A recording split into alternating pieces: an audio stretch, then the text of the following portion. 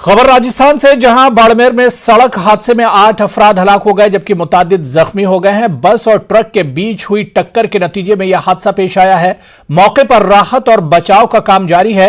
इस बीच वजीर आजम नरेंद्र मोदी ने सड़क हादसे पर अफसोस का इजहार किया है।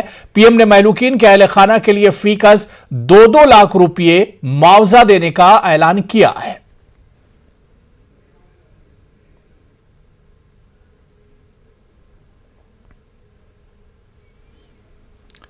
राजधानी भोपाल के कमला नेहरू अस्पताल में 2 रोज कबल हुई आतिशजदगी और 10 बच्चों की मौत के मामले को लेकर मध्य प्रदेश में सियासत शुरू हो गई है।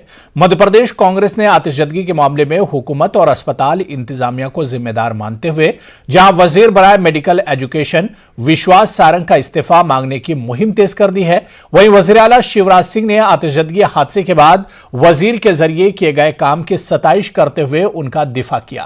कांग्रेस ने हुकूमत के जरिए हादसे की जांच जिन लोगों से कराई जा रही है इनके दामन को दागदार बताते हुए आजादाना तौर पर हाईकोर्ट के सिटिंग जज से कराने का मुतालबा किया है।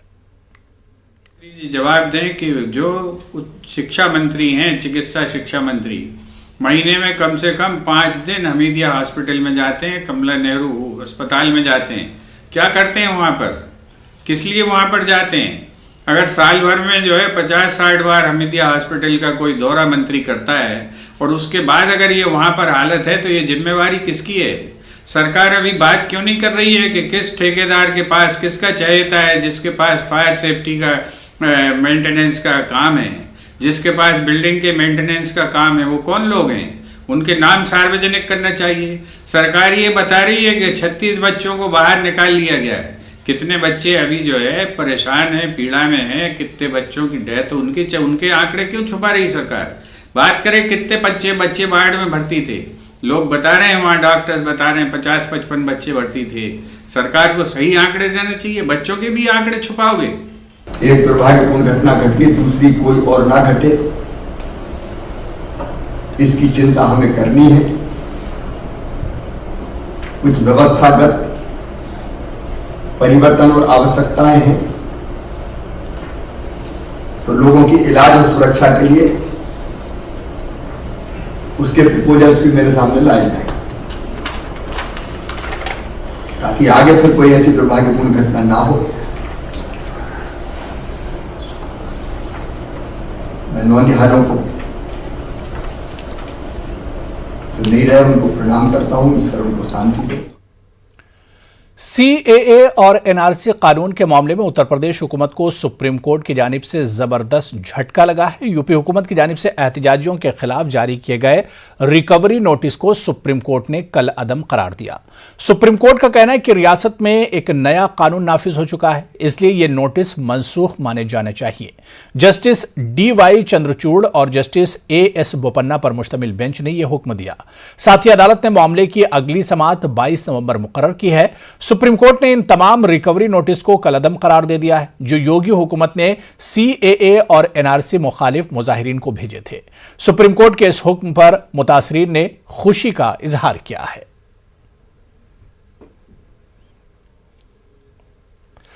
अपने बयानों से सुर्खियों में बनी रहने वाली भोपाल की रुकने पार्लिमान साध्वी प्रज्ञा ने अब सुबह के वक्त मसाजिद में माइक से होने वाली अजान पर एतराज जताया है। साध्वी प्रज्ञा का कहना है कि सुबह के वक्त माइक से होने वाली अजान से न सिर्फ नींद खराब होती है बल्कि सुबह के वक्त माइक से अजान देने वालों को मरीजों का भी ख्याल नहीं होता। सुबह का वक्त साधु संतों और भक्तों की तपस्या का वक्त होता है, लेकिन ये लोग अपने अमल से दूसरे की साधना में खलल डालने का काम करते हैं। माइक से अजान को लेकर क्या कहती हैं साध्वी प्रज्ञा, आप भी सुनिए। बहुत जोर जोर से आवाजें आती हैं सुबह 5 बजकर कुछ मिनट से, और वो आवाजें लगातार चलती रहती हैं। सबकी नींद हराम होती है, सबकी नींद खराब होती है। कुछ लोगों पेशेंट भी होते हैं, उनकी भी बीपी बढ़ते हैं। किसी को कोई तकलीफ, किसी को कोई तकलीफ, किसी पेशेंट को रात भर नींद नहीं आती है, लेकिन वो सुबह निद्रा में जब जाता है तो आवाजों से विघ्न पैदा करता है। और सच बताऊं तो साधु सन्यासी जो होते हैं उनकी ध्यान साधना का समय भी 4 बजे ब्रह्म मुहूर्त से होता है। हमारी आरती का समय भी, प्रथम आरती का समय भी रात शाम सुबह 4 बजे से प्रारंभ होता है ब्रह्म मुहूर्त प्रारंभ होता है, लेकिन किसी को कोई परवाह नहीं है इस बात की। वो जबरदस्ती के माइक हमारे कानों में गूंजते हैं और वो देते हैं, और जब हम माइक लगा लेते हैं तो विदर्भियों को बड़ी पीड़ा होती है और कहते हैं कि हम किसी और इबादत का कोई शब्द नहीं सुन सकते, क्योंकि ये हमारे धर्म में, हमारे इस्लाम में ये ठीक नहीं माना जाता और हमारे इस्लाम में ये जायज नहीं माना जाता।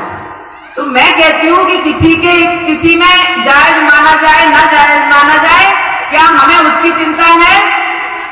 बिल्कुल करते हैं, हिंदू तो करता है, क्योंकि हम सर्वपंथ समभाव की भावना रखते हैं। लोग परिभाषा दे दिए कांग्रेस के समय में, सर्वधर्म समभाव। मेरी एक शुद्ध परिभाषा है, कोई और धर्म है ही नहीं। अगर कोई धर्म है तो वो सिर्फ सनातन धर्म है और कोई धर्म है ही नहीं। उधर कांग्रेस लीडर आरिफ मसूद ने प्रज्ञा ठाकुर के बयान पर रद्द-ए-अमल का इजहार किया। उन्होंने कहा कि प्रज्ञा ठाकुर गैर संजीदा बात कर रही हैं, जबकि पीएम मोदी कहते हैं कि वो 130 करोड़ लोगों के वजीर-ए-आजम हैं। भोपाल की चुनी हुई प्रतिनिधि है और प्रधानमंत्री जी का बयान अक्सर ये रहता है कि मैं पूरे हिंदुस्तान के 130 करोड़ वासियों का प्रधानमंत्री हूँ। बिल्कुल ठीक है, अगर प्रधानमंत्री पद पर सबके ही होता है तो लोकसभा के उस मेंबर को भी इस चीज़ का गरिमा का ध्यान रखना चाहिए कि वो भोपाल से चुनी हुई है और कभी भी किसी धर्म की आवाज़ किसी दूसरे धर्म को तकलीफ नहीं पहुँचाती, क्योंकि सभी धर्मों की आवाज़ उस आसमान वाले को याद करने के लिए, वो तो खुद संत हैं, बहुत अच्छे से जानती है कि आसमान वाले को याद करना है, अपने अपने ढंग से याद कर रहे हैं और ना किसी को, हमको किसी से तकलीफ है ना हमारे से किसी को तकलीफ होना चाहिए। उत्तर प्रदेश के वृंदावन में आज से हुनर हाट और ब्रिजरज उत्सव की शुरुआत हो रही है। इस मौके पर उत्तर प्रदेश के वज़ीर आला योगी आदित्यनाथ और मरकजी वजीर बराए अक़लियती फलाह मुख्तार अब्बास नकवी भी मौजूद रहे। हुनर हाट की खुसूसियत ये भी है कि इसमें जितने भी स्टॉल हैं इनमें 50% रिजर्व हैं। पूरे मुल्क से ख्वातीन कारीगर यहां आई हैं और अपने अपने फन का मुजाहरा कर रही हैं। ख्वातीन का कहना है कि हुनर हाट के वसीले से इन्हें मुफ्त में एक प्लेटफॉर्म मिल रहा है। मरकजी वजीर मुख्तार अब्बास नकवी ने बताया कि हमने 50% स्टॉल्स ख्वातीन के लिए रखे हैं, जो एक अहम कदम है। बातचीत करें केंद्रीय मंत्री मुख्तार अब्बास नकवी जी। सर, ब्रजरज में ब्रजरज उत्सव का शुभारंभ, हुनर हाट का शुभारंभ मुख्यमंत्री जी के द्वारा आप खुद आए हैं, क्या कहना चाहेंगे? देखिए, ये जो कौशल के कुबेरों का कुंभ हुनर हाट है, उसमें 30 से ज़्यादा जो देश भर के राज्य हैं उनके दस्तकार, शिल्पकार, कारीगर यहाँ पर अपने स्वदेशी उत्पादनों के साथ आए हुए हैं। उसके अलावा विश्वकर्मा वाटिका आप देख रहे हैं, मेरा गांव मेरा देश देख रहे हैं, आज़ादी के अमृत महोत्सव का भी आप प्रांगण देख रहे हैं। और पहली बार हुनर हाट में इस बार जो है आपको हमारी जो सर्कस की संस्कृति है वो विलुप्त हो रही थी, इस सर्कस का भी आपको हुनर हाट में जो है वो आयोजन दिखाई पड़ेगा। उसके अलावा हर दिन यहाँ पर सांस्कृतिक भक्ति भाव से सराबोर सांस्कृतिक कार्यक्रम होंगे, जिसमें कि कैलाश खेर जी का भी कार्यक्रम यहाँ पर है, अन्नू कपूर जी का अंताक्षरी का कार्यक्रम है, जो पूरी तरह से ब्रिज के और वृंदावन के जो सांस्कृतिक धरोहर है और जो संस्कृति है उससे जुड़ा हुआ होगा, सुरेश वाडेकर जी का। उसके अलावा एक लंबी श्रृंखला है जिनको कि आमंत्रित किया गया है, जो कि यहाँ पे अपने कार्यक्रमों को करेंगे। महाभारत का मंचन होगा, जो कि पुनीत इस्सर जी और उनकी टीम है जिन्होंने महाभारत में सीरियल में भी काम किया था। उसके अलावा हर दिन कोई न कोई कार्यक्रम होगा और यहाँ पर भी स्थानीय लोग भी करेंगे। सर, हमने एक खास बात यहाँ देखी, कई सारी महिला जो कारीगर हैं उनकी स्टॉल भी यहाँ लगी हुई है। तो जिस तरह से प्रधानमंत्री बात करते हैं आत्मनिर्भर भारत की, तो आत्मनिर्भर महिलाओं और उनके, देखिए, हमने इन हुनर हाट के माध्यम से 6 लाख से ज्यादा दस्तकारों, शिल्पकारों, कारीगरों को रोजगार और रोजगार के मौके दिए, जिसमें मोर देन 50% महिलाएं हैं। तो ये संकल्प है कि हमारे देश की जो आधी आबादी है उसका एम्पावरमेंट होना चाहिए, सशक्तिकरण होना चाहिए। सर, प्रियंका गांधी कह रही है कि कान्हा की नगरी में तो योगी जी आ रहे हैं और आप लोग आ रहे हैं, लेकिन गौशालाओं की हालत पूरे यूपी में बड़ी खराब है, उस पर भी ध्यान दें। उन्हें जो सबसे पहले तो जो ज्ञान देती हैं, उपदेश देती है, उन्हें खुद अपने क्षेत्र में जहाँ जहाँ भी रहती है और ख़ासतौर से उनके भाई साहब, उनके क्षेत्र में गौशालाओं की क्या हालत है और गोधन का क्या किया जा रहा है, जरा अपने भाई साहब को उसका ज्ञान दे दें और उसको उपदेश दें तो अच्छा रहेगा। धन्यवाद हमसे बात करने के लिए। कैमरा पर्सन उज्जवल सुप्रति के साथ पवन गौड़, नेटवर्क 18, वृंदावन। हुनर हाट के इनेकाद पर उत्तर प्रदेश के वजीर तवानाई श्रीकांत शर्मा ने भी इजहार ख्याल किया। उन्होंने इस इनेकाद के लिए हुकूमत की तारीफ की। ब्रज राज उत्सव और हुनर हाट दोनों मथुरा में किस तरह देखते हैं? देखिए, बड़े परम सौभाग्य की बात है कि जब से आदरणीय नरेंद्र भाई मोदी जी देश के प्रधानमंत्री बने हैं, लगातार जो हमारी सनातन परंपराएं हैं, जो हमारी भारतीय संस्कृति है, उनका ध्वज जो है वो बुलंद हो रहा है पूरे विश्व पटल पर, देश के अंदर। 2017 में भाजपा की सरकार यहां बनी, उससे पहले अयोध्या जाना, काशी जाना, मथुरा जाना, मतलब पॉलिटिकल पार्टियां परहेज करती थी और इस तरह के आयोजन की तो आप कल्पना ही नहीं कर सकते उन लोगों से जिनको परहेज था इन स्थानों से। लेकिन हमारे लिए पवित्र स्थान है हमारे, और जब से हमारी सरकार यहां बनी है 2017 से, लगातार आप देखेंगे अयोध्या में दीपोत्सव का कार्यक्रम कैसा भव्य होता है, विश्व के अंदर उसको देखा जाता है। भगवान कृष्ण का जन्मोत्सव मथुरा में हम लोग मनाते हैं, पूरा विश्व उसका गवाह होता है। देव दीपावली का उत्सव हम लोग काशी में मनाते हैं, पूरा विश्व उसको देखता है। जिस तरह से आप देखेंगे बाबा विश्वनाथ का जो कॉरिडोर है, जिस तरह से उसको डेवलप किया जा रहा है, जिस तरह से भव्य मंदिर का निर्माण अयोध्या में हो रहा है, जिस तरह से पूरे ब्रज के अंदर चौमुखी विकास हो रहा है, जिस तरह से यमुना और गंगा के शुद्धिकरण के लिए हम लोग प्रयास कर रहे हैं, तो ये हमारा प्रयास है और जनता ने हमको इसलिए चुना है। पंक्ति में जो पीछे व्यक्ति खड़ा है उसका उत्थान हमारी प्राथमिकता है, और सांस्कृतिक राष्ट्रवाद। तो हम जो करते हैं वो डंके की चोट पर करते हैं। कांग्रेस को दिक्कत है क्योंकि कांग्रेस एक वायरस है, उस वायरस ने इस देश की संस्कृति को खोखला करने का प्रयास किया। ये वही कांग्रेसी वायरस है जो कहते थे कि राम के अस्तित्व को नकार दिया लोगों ने, राम के ऊपर ही प्रश्न चिन्ह लगा दिया। लेकिन प्रियंका गांधी ये कह रही है कि योगी जी मथुरा आ रहे हैं, गौशालाओं की हालत पूरे प्रदेश में खराब है। देखिए, इन लोगों का टीका टिप्पणी करने का काम है क्योंकि विपक्ष में है, और टीका टिप्पणी ये लोग करते रहते हैं। लेकिन ये लोग 17 साल से इस देश की सनातन परंपराओं को, भारतीय संस्कृति को कहीं न कहीं जो डैमेज करने का काम किया तो कांग्रेस ने किया। नदियों को आज आदरणीय मोदी जी ने बीड़ा उठाया कि नदियों को स्वच्छ करेंगे, गंगा और यमुना को इन्होंने दूषित किया। इन्होंने पूरे देश के वातावरण को दूषित किया, हमारी संस्कृति को दूषित किया, तो इसीलिए जनता ने इनको इनके घर बैठाया है। धन्यवाद हमसे बात करने के लिए। उत्तर प्रदेश के कासगंज में पुलिस तहवील में नौजवान की मुबैना मौत पर बवाल हो रहा है। खातून को भगाने के इल्जाम में पुलिस अल्ताफ को पूछताछ करने के लिए सदर थाने लाई थी। 8 नवंबर को अल्ताफ को पूछताछ के लिए सदर पुलिस थाने लाया गया था। अल्ताफ के वालिद ने पुलिस पर कत्ल का इल्जाम लगाया है। अल्ताफ के वालिद का इल्जाम है कि जब वो पुलिस स्टेशन पहुंचे तो उनके साथ बदसलूकी की गई और इन्हें थाने ना आने को कहा गया, जबकि पुलिस का दावा है कि लॉकअप के वॉशरूम में अल्ताफ ने फांसी ले ली। इसके लिए उसने जैकेट का भी इस्तेमाल किया। इधर इस मामले पर सोशल मीडिया पर सलमान अनीस सोज ने पुलिस के इस दावे पर सवाल खड़े किए हैं। उन्होंने ट्वीट में लिखा है कि पुलिस की दलील कितनी काबिले भरोसा है। अगर खानदान जांच का मुतालबा करता है तो जांच कौन करेगा? पुलिस की पुलिसिंग कौन करेगा? इंसाफ कैसे मिलेगा? देखिए, कोतवाली कासगंज में एक 366 आईपीसी के एक प्रकरण के संदर्भ में एक व्यक्ति जिसका नाम अल्ताफ सन ऑफ चाहत मियां है, उसको थाने में अर्ली मॉर्निंग बुलाया गया था। उसने पूछताछ के दौरान वहां पे बैठे पुलिसकर्मी से उसको वॉशरूम जाने हेतु अनुरोध ने किया था, जिसमें हवालात में बने वॉशरूम में उसको भेजा गया। उसने एक काले कलर का जैकेट जो पहना था, उसमें हुड में लगे हुए एक नाड़े से उसने जो वॉशरूम का जो नल है उसमें फंसा के अपना गला घोटने की खुद ने जो है वो कोशिश की थी।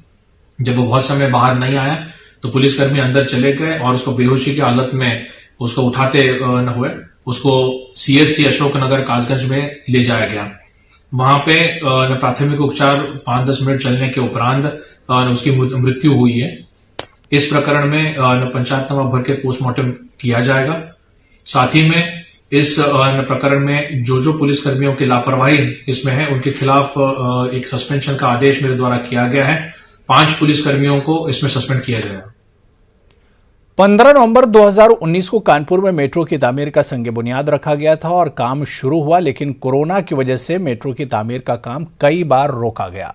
लेकिन फिर भी मेट्रो के पहले मरहले की तामीर का काम जारी है। कानपुर में मेट्रो वक्त से पहले मुकम्मल हो गई थी। वज़ीर आला योगी आदित्यनाथ ने आज IIT कानपुर से मोती झील तक मेट्रो के ट्रायल रन को हरी झंडी दिखाई। कानपुर मेट्रो का ट्रायल रन आज से शुरू हुआ, जिसके लिए मुख्यमंत्री योगी आदित्यनाथ कानपुर पहुंचे और हरी झंडी दिखाकर मेट्रो का रन शुरू किया। यहां पर 9 स्टेशन के लिए ये पहला फेज का मेट्रो रन किया जा रहा है, जो अगले 4 हफ्तों तक चलेगा। यहां जो आज मोती झील पर ये मेट्रो स्टेशन बना हुआ है, मैं वहां पर मौजूद हूं। यहां तक आज ये मेट्रो का ट्रायल रन हुआ था। आप देख सकते हैं किस तरह से अभी भी तैयारियाँ चल रही हैं। अगले 4 हफ्ते तक जो है ये ट्रायल रन मेट्रो का अलग अलग स्टेशनों पर होगा। 9 स्टेशन तैयार किए गए हैं। योगी आदित्यनाथ ने अपने जो संबोधन था उसमें ये भी कहा कि जिस तरह से ये ट्रायल रन और ये मेट्रो कानपुर वासियों को मिल रही है, शायद पहले मिल जानी चाहिए थी, लेकिन नहीं मिल सकी। उसके बाद अब जिस तरह से मेट्रो का काम तेज़ी से बढ़ा है, तो अगले 1 से 1.5 महीने में यहाँ पर आम जनता को मेट्रो में सफ़र करने की उम्मीद है। कानपुर से संदीप सविता, न्यूज़ 18 उर्दू। उधर कानपुर में जीका वायरस के केसेस में इजाफे के पेश नजर योगी आदित्यनाथ ने आज जब कानपुर का दौरा किया तो उन्होंने सबसे पहले ओहदेदारों के साथ मीटिंग की, जिसके बाद उन्होंने मुतासरा इलाकों का मुआयना किया। सीएम योगी ने मीडिया से बात करते हुए यकीन दहानी कराई कि जीका वायरस के हवाले से मजीद टीमें यहां आएंगी। एक अभियान चला करके सर्विलांस को तेज करते हुए स्वच्छता सैनिटाइजेशन की जिस कार्रवाई को आगे बढ़ाया है, यहां पर वह नियंत्रण में है। आज उसी की समीक्षा करने के लिए मैं विशेष रूप से कानपुर आया हूं। हम लोगों ने यहां पर कुछ अतिरिक्त टीमें भी बढ़ाई हैं। शासन स्तर से भी कुछ विशेषज्ञ यहां पर भेजने के लिए पहले भेजे गए थे, कार्रवाई करने के लिए कहा गया है। होम आइसोलेशन में जो लोग रह रहे हैं उन्हें इस बारे में भी सचेत किया गया है कि प्रयास होना चाहिए कि जो व्यक्ति होम आइसोलेशन में रहे तो उसके लिए सेपरेट रूम, मच्छरदानी, घर में नियमित साफ सफाई की व्यवस्था हो। बाकी हमारी जो निगरानी समितियां हैं वह घर घर लक्षण युक्त व्यक्तियों को चिन्हित भी कर रही हैं। सर्विलांस को तेज करते हुए इन्हें हॉस्पिटल भेजने और मेडिसिन किट उपलब्ध कराने में भी अपना योगदान दे रही हैं।